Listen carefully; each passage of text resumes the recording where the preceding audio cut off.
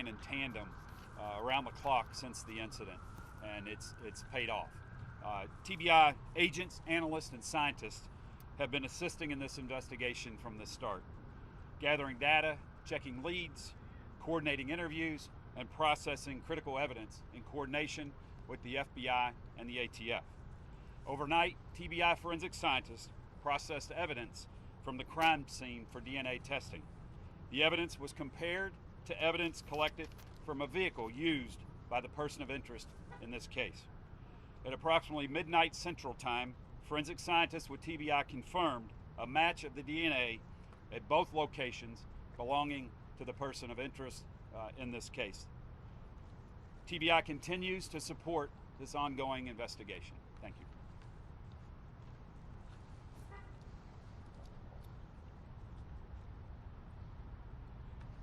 Good afternoon. Again, my name is Doug Korneski, Special Agent in charge of the Memphis Field Office, responsible, which also covers Nashville.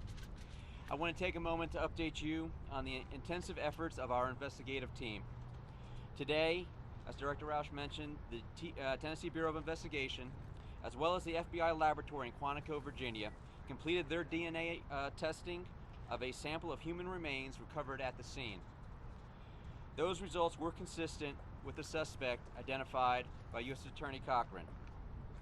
We're still following leads, but right now there is no indication that any other persons were involved. We've reviewed hours of security video surrounding the recreational vehicle, as well as we saw no other people involved or around that vehicle. Again, this information is what we know after just a few days of investigative efforts. Crucial tips from the public, corroborated by other investigative activity by our team, initially identified a likely suspect. Some expert work by the Tennessee Highway Patrol subsequently uncovered a vehicle identification number from the remains of the suspect's RV that were positively matched to a vehicle registered to that individual. We continue to ask that those who may have known the suspect or encountered him contact our team at the 1-800-CALL-FBI phone number. These pieces of information will help us understand the suspect's motives. These answers won't come quickly and will still require a lot of our team's effort. Though we may be able to answer some of these questions as our investigation continues, none of those answers will ever be enough for those who have been affected by this event. We still have work to do.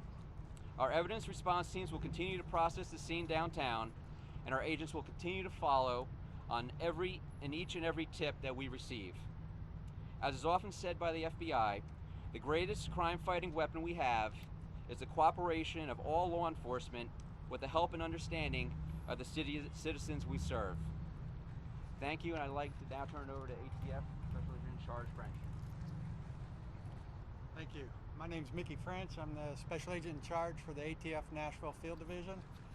I'd like to commend all my fellow state and local partners. We've had a tremendous working relationship in this investigation.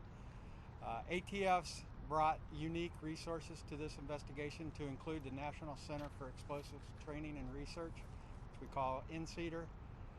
ATF's accredited national response team and all of its specialists, as well as the United States Bomb Data Center. These were crucial and instrumental to provide links and resources in this investigation. Additionally, the ability to leverage technology with traditional law enforcement techniques has been crucial in bringing this case to a relatively close. Although we still have a lot of investigation to do, we've gotten off to a great partnership and great start, and it's been tremendous. Thank you.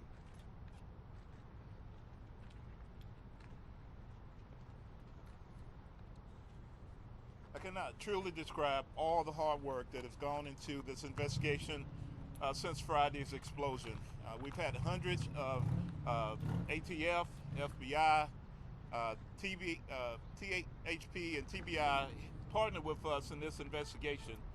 And we can tell you that Anthony Warner is the man believed to be responsible for this horrible crime.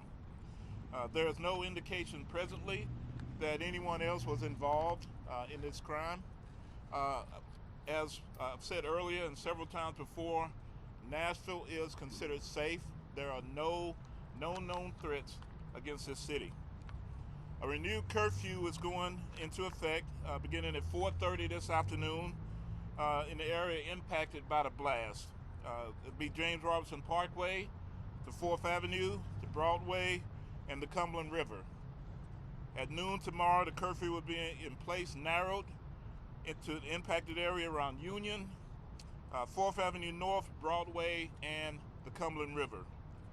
The footprint will get smaller as processing of the blast scene continues by the FBI and the ATF. Thank you. Okay, at this time we'll try to take a few questions. I know it's kind of hard to hear out here, and we'll address it to the appropriate agency. So, Just a second. I didn't hear the question. the motive. That's still all early in the investigation. Sir, can you? I have a question for the FBI. Prior to this incident, I'm sorry. was Warner on any authority's radar prior to the explosion? No, he was not. Can you talk about the VIN? Was it a VIN number that was found, and how that The VIN number you want to talk about? the VIN number? How you were? Because this blast was. This was a massive blast. How were you able to find that VIN number? Well, our special agents with Tennessee Highway Patrol are trained in that. We have responsibilities there, and they were able to come out starting Christmas night and then coming again once daylight, came up the next day, yesterday, and just help identify on particular vehicle parts. So it was a vehicle part that you found in the debris that ultimately led to the identification. I can't answer that exactly. Vehicle parts help connect the vehicle to the suspect. I believe tips and other information came in to help identify him. Question for the FBI. I was curious regarding the actual questioning of I know that there have been associates of Warner that have been questioned about a 5G paranoia that he may have had. What can you tell us about that? So right now we're looking at any and all possible motives. We're not at a position where we can speculate on that now. We are interviewing individuals that we've identified that are known to the suspect. We are also asking the public to, if they know him, have spoken to him, or know his ideology or anything that might have motivated him. We're interested in speaking to you. So again, we're looking Sir, for those what about the tips. type of explosives used? Is there here?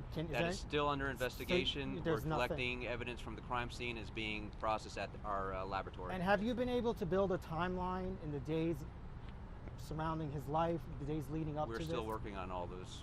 Anything you can say about what was inside his home? Any sort of evidence that you collected there? Computers or letters? We can't comment on that at this point. And do you consider this an act of terror? That is one of the many leads that you are investigating, one of the many motives you are investigating, just to be clear. We're aware of certain things online, and we're looking at every possible. Just Can you talk about if he had family in the area or if he lived alone? I'm If sorry. he lived alone or if he had family in the area? We can't comment on any of that Can, right now. can you talk about the fact that this DNA match was made so quickly? I mean, we always hear, it takes such a long time to get a DNA match. Can you talk a little bit about So that's a pretty, I can pretty comment on that fascinating. briefly. Yeah. So the question was regarding how we were able to quickly match the DNA.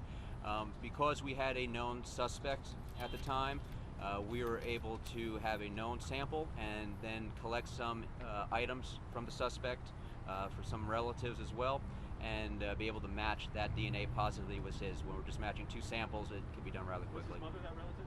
I can't comment on where we got it Do from. you consider this domestic terrorism? I can't comment at this point. Can you confirm that you found dog DNA at the scene and whether or not there was marks of a dog? We have no information at this point of that. What would make it?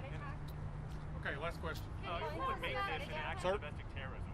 What would it take to make this event an act of domestic terrorism? When we assess an event for domestic terrorism nexus, it has to be tied to an ideology. It's the use of force or violence in the furtherance of a political, social ideology or bent. We haven't tied that yet. Thank you all very much. Appreciate it. If there are any further updates, we'll let you know via our social media channels and our news releases. Appreciate it. Thank you all for your patience.